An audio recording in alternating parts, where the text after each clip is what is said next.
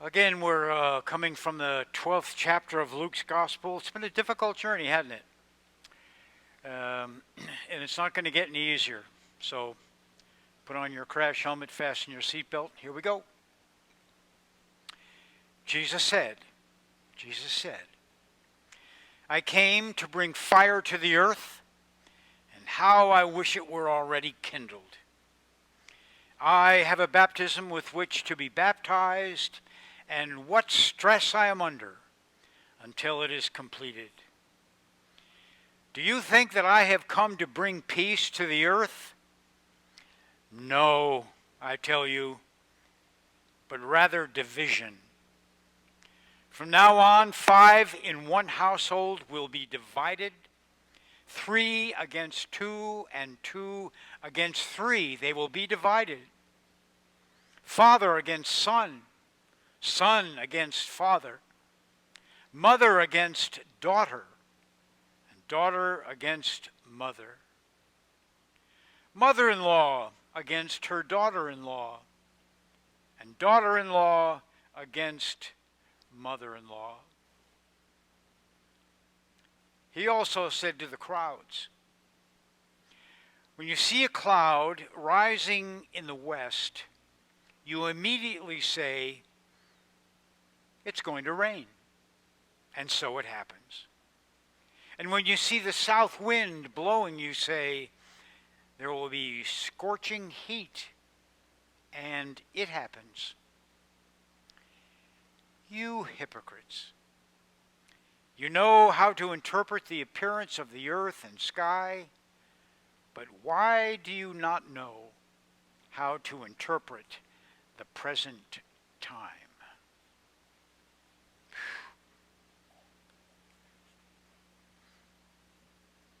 Ouch. So, I fondly refer to Luke's gospel as Willie Nelson's gospel, on the road again. And I say that, that wasn't unique to me, but Luke spends almost 50% of his gospel talking about Jesus traveling from Caesarea Philippi at the very north of Israel on the pilgrimage down and going up to Jerusalem. And there's actually, significant above sea level, pilgrimage there going up to Jerusalem. And not only is he going up to Jerusalem in an earthly and pragmatic way, he is also going up to Jerusalem in a consciousness and transcendental way. So it's happening on a lot of different levels. And it's not that we're getting close, but we're getting closer. And you'll remember, about 3 or 4 weeks ago, the disciples said to Jesus, teach us to pray. And he's treating them now as a group of followers that he must now teach. He must now teach. And so he teaches them how to pray, our Father in heaven, and blah, blah, blah. We talked about all that. And, what about money? How are we supposed to think about money? And he cleared that up. Don't be greedy. Don't be greedy. And don't get too attached to your possessions. It's not about what you have, although one could be led to believe that that was more the case than the other. And so I did refer to our Buddhist brothers and sisters who have a corner on the non-attachment market. I mean, they are very eloquent about how important it is not to be attached, and the suffering that always is a result of over-attachment. Why do we suffer? Because we're attached. Suffering is the name of the game, by the way. That's why you're here on the planet. Suffer. Learn from it. And, that wasn't bad enough. Oh, do I have to give away everything, not hoard anything? What about my retirement? What about my pension? Come on. Jesus didn't have to worry about it. He didn't have to worry about health insurance or any of that kind of stuff. But, let's not go too far with that. So we got possessions, and then it was like anxiety. It's interesting to me. I'm going to be baptized with fire, and how I wish, I'm all anxious about that. And he's a bag of, contradictions. On the one hand, don't worry, and on the other hand, I'm worried sick. Important about anxiety. Everybody's anxious. How can you not be? I mean, unless you're just living under a rock. Times are always troubling. No less now than then, no less then than now. Anxiety is a major human concern. What? I'm afraid of almost anything, because almost anything could happen at any time. So what do you do about that? How do you dance with fear and anxiety? And, last week I showed a clip from a spiritual teacher that I think is kind of cool from India, Sadhguru. And he said, very simply, put both hands together and breathe. Look at something, and all of a sudden the anxiety level goes down. Very practical advice. 478, calm the storm. How cool is that, huh?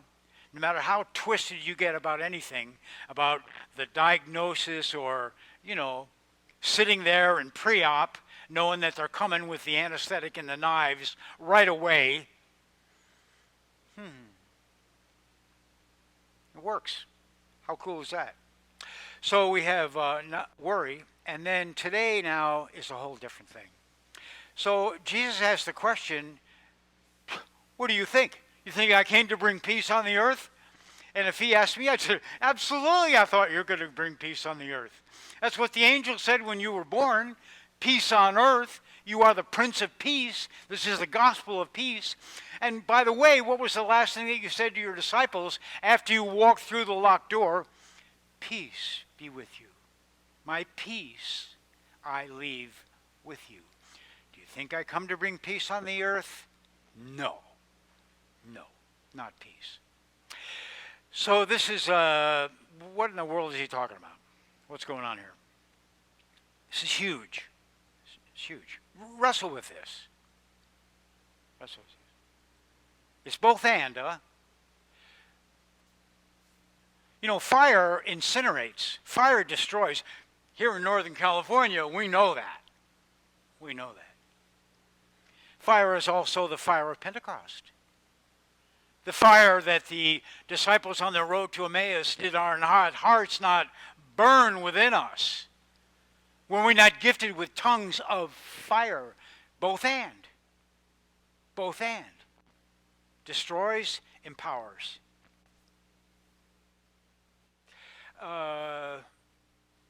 What's going on here? So anyway, there was a Scottish scholar. His name is F.F. Bruce. You can write that down. F.F. Bruce. A Scot, of course. Brilliant guy. Of course. That's what I am, Scot. And very highly educated. Taught at the University of Edinburgh. Spoke all over the world. And in 1983, wrote a little book. In his lifetime, he wrote over 40. He was a Greek scholar, really. But he wrote commentaries on any number of Paul's letters. He was considered, in his peak, at his heyday, the leading authority on the Apostle Paul. But in his later years, he began to comment more and more on the Gospels.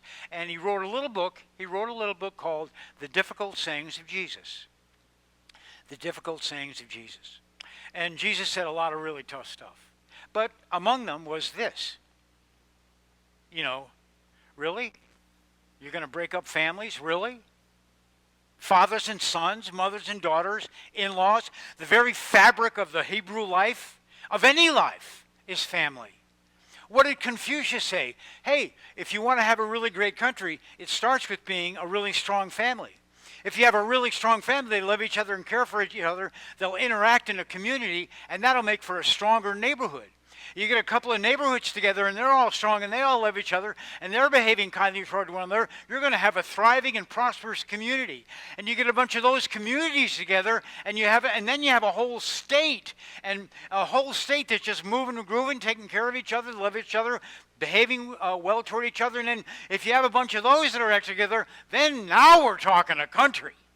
Now we're talking we can make some progress. But where does it all start? With family. And that's where it does start. And this is what Jesus is saying is going to fall apart. It's going to fall apart. Now, the two important things that F.F. Bruce made note is, number one, this is descriptive. Jesus is being descriptive. In other words, he is describing what's going to happen. This is not prescriptive. This is not make this happen. In other words, if you're going to follow me, I'm not asking you to go and break up with your family. I'm just saying that if you follow me, you can expect that that's going to be in the wake. Because some people are going to get it and others aren't. And there will be a sword. And of course, how true is it? How true is it? How true is it? You know, in the short course of my, 37-year ministry, one of the most heartbreaking things is when a husband and wife, and one of them has a transcendent spiritual experience and the other doesn't. I remember a young man that had a spiritual awakening, and his wife came to me and she said, I can't compete with the Holy Spirit. The Holy Spirit has taken my husband, from me. And that was just the tip of the iceberg. We know that in Rome, that when the soldiers came knocking at the door and said, "Where are the Christians?" that parents were turning on children. Children were turning on each other. In-laws, the whole thing, the fabric just begins to break down immediately. That's what happened. And it's happening. It's happening. It's a division. But did Jesus make that up? Well, here's one of the things that Bruce said. Now, one of the things that Bruce did notice is that whenever you hear Jesus say something like, because that doesn't sound like Jesus, does it?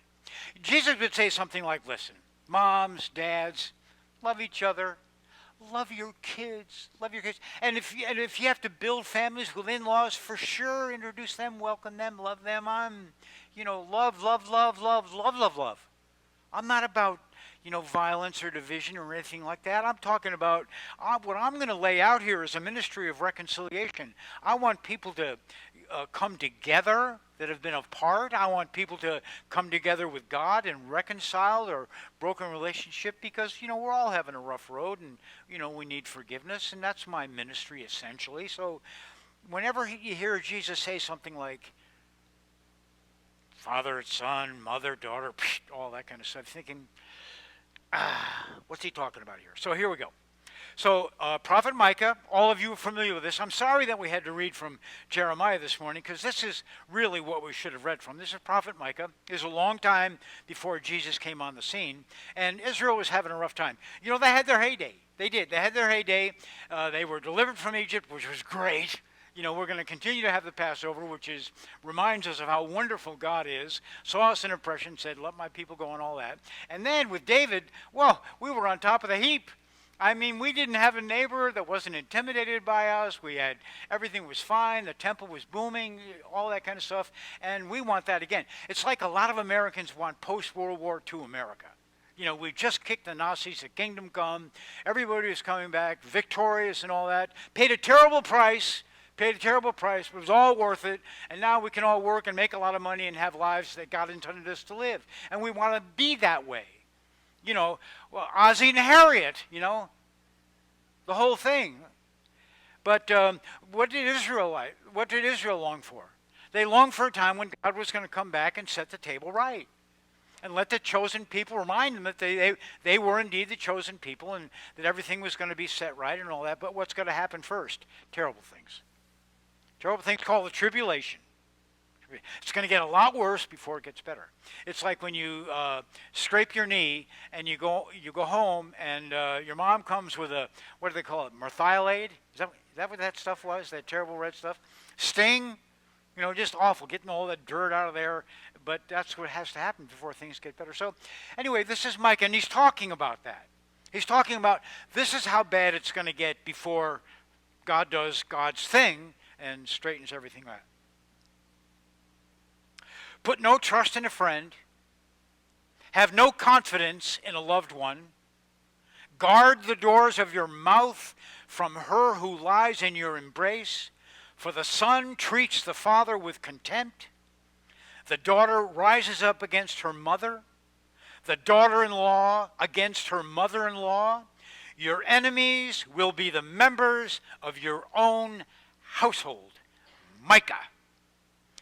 The expectation in the first century of the work that the Messiah would do is laid out in Micah.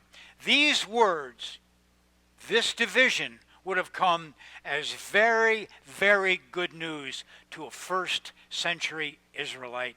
It's about to happen.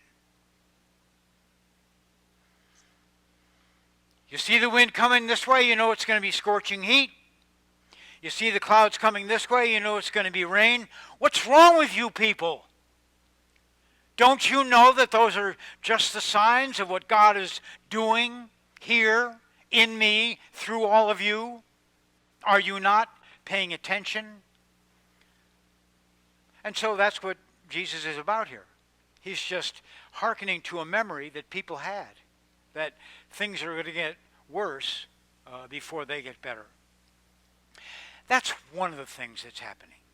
That's one of the things that's happening. But he's with his disciples, and I don't know if it were me in the first century and I had signed on, raised my hand when he said, are there any takers? I don't know how long I would have stuck with it. Because Jesus is constantly saying, this is not going to be easy. It's not. There's going to be a price. I'm going to pay it big time. You're going to pay it big time. In the end, it'll be worth it, but no such thing as cheap grace. No such thing. One of the questions that I ask myself, and I've been asking it all week long, paying attention to this text, what sacrifice have I made? What is it? What cost? What cost has faith imposed on my life? And I got to tell you, for a pastor in the Napa Valley, come on. So I think it's important that we have heroes of our faith. And you know that I enjoy biographies. And how many people are aware of Dietrich Bonhoeffer? Let's say the name. Dietrich, a couple of people. And the name of his most famous work? Anybody? Take a guess. No judgment. His most famous work was The Cost of Discipleship. German theologian at the time of Nazi Germany. And here's an interesting thing about Bonhoeffer.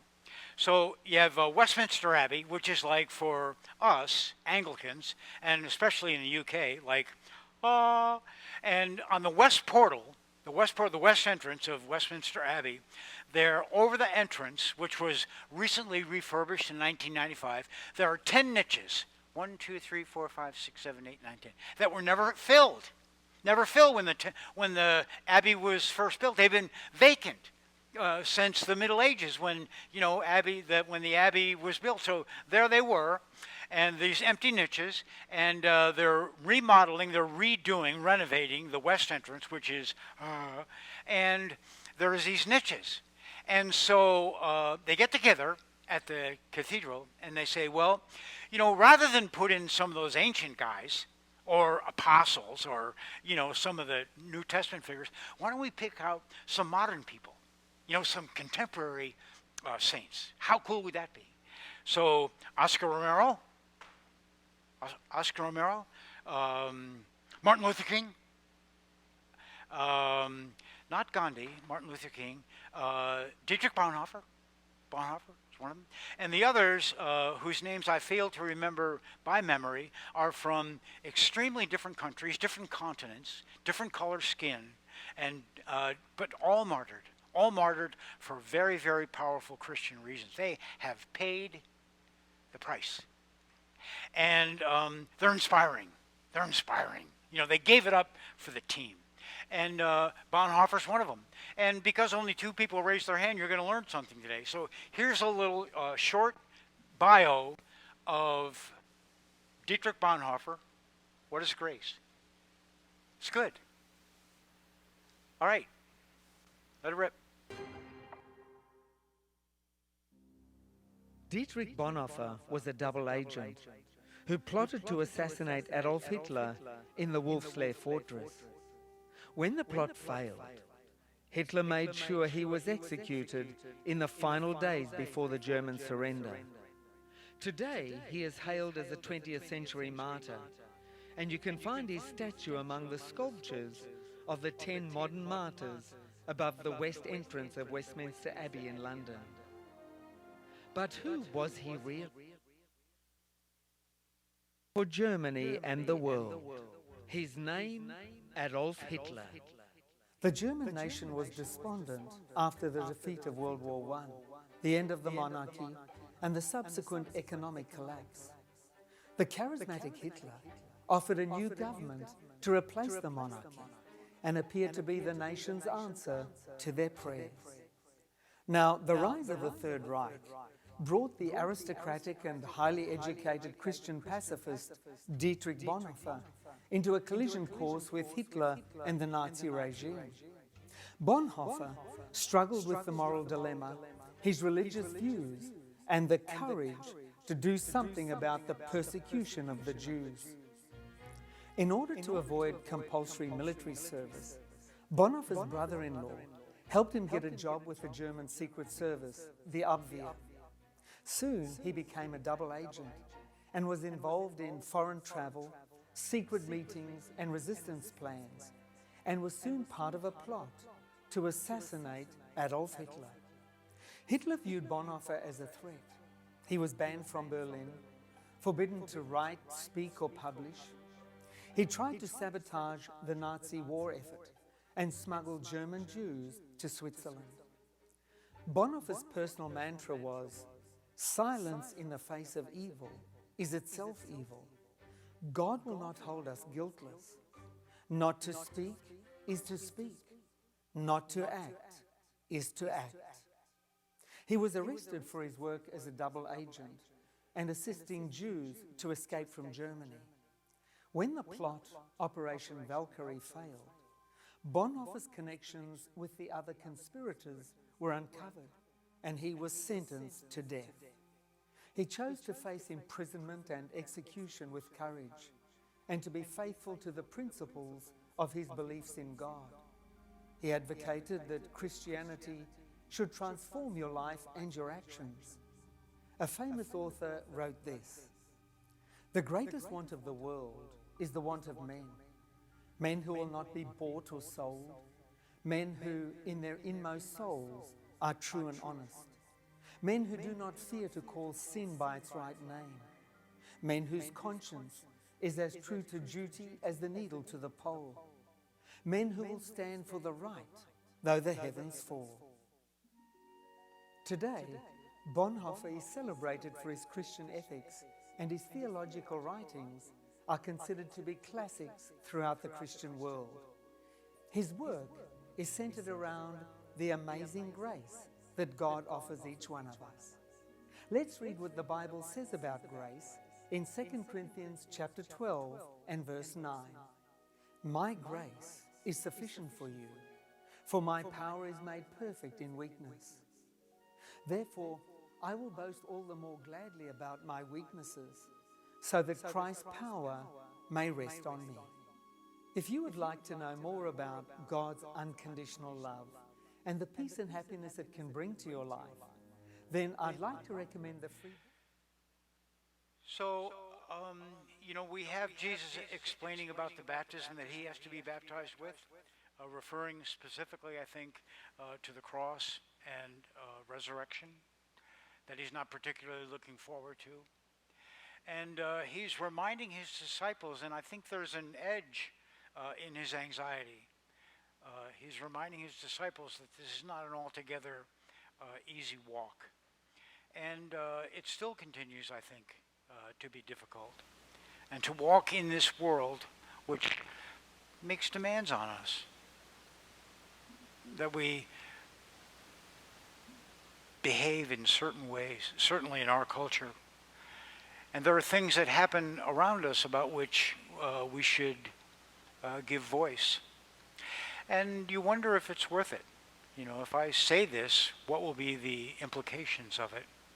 And as you read Bonhoeffer's work, and although they make a lot of his sacrifice, and certainly the fact that he was killed by Hitler only days before the liberation of the camps, I mean, it was just so tragic. But, you know, he was really a very accomplished theologian. He was invited to come to the United States, I forget what years, in the late 1930s, and teach at Union Theological Seminary, which was, you know, at that time, and still is, one of the preeminent seminaries of the United States, especially when it comes to interdenominational conversation. And he taught there for about a year. And he said, you know, I could really do this for a long time, but I need to get back to Germany. I need to be with my people. And of course, that's when he went back and became a spy and conspired and shuttled Jewish people to Switzerland and all that. But as you read his work, he said the only important question that he had to answer for himself was, what does God want me to do? What does God want me to do? And he cared very little about the aftermath of it. What does God want me to do here? What does God want me to do here? What does God want me to do now? It became the premier question that he, in his conscience, had to ask and to answer. And so do we. And so do we. And so have I, all week long. What do you want me to do? What do you want me to do? And right now, apparently, God wants me to go to Calistoga every Sunday and faithfully proclaim what Jesus is trying to get across to us on a weekly basis. And so I hope that I'm effective in that, but I hope that this gospel prompts questions in your own heart. What has been asked of me? What does God want me to do? What is my priority?